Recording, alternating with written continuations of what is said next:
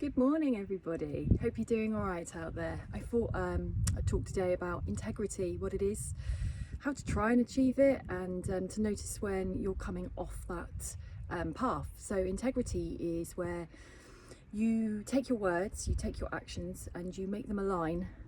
And how we take our words and our actions and make them align is that we act on the outside what we're feeling on the inside, within reason.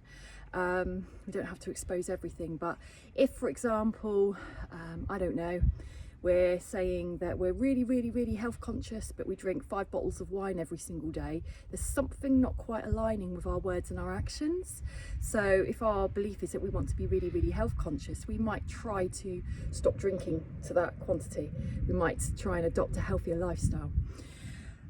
It also helps because people often ask me, how do you be your genuine self, your authentic self? Well, I don't think I'm completely genuine and authentic all of the time. I'm not even sure how much of the time I am, but I'm striving towards and probably more towards that way than my inauthentic self. But it's always the deep dive. I always bring it back to the deep dive of doing your work on yourself, because when we're shrouded in trauma that has been unresolved or unworked through or unlooked through, we are filtering out our true self because we're adapting to life, maladaptive behaviours. We're adapting to life through the lens of the bad things we've been through.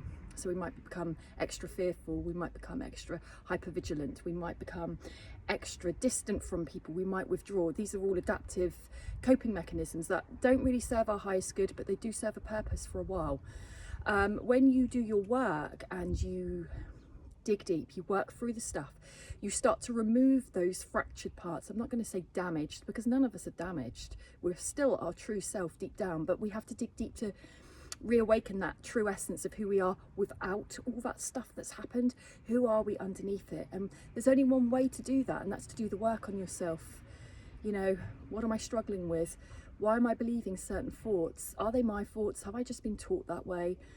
Where have I lost my freedom? Where have I lost my freedom of thinking? Where have I lost my freedom and I lose myself in other people, or believe what they say over myself, or believe that their opinions are more important to me? That's your key in. And it's a beautiful way to live. So when you want to align your actions and your deeds and your words and stay in your integrity, you're speaking your truth, you're walking your truth. But first you've got to find your truth.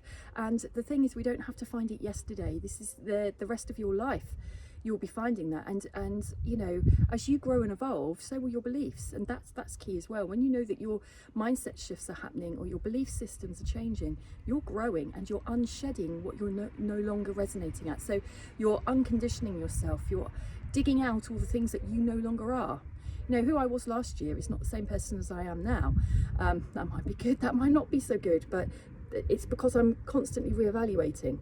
You don't have to spend every second of your day reevaluating, but it's so important, and it's alone time that does that.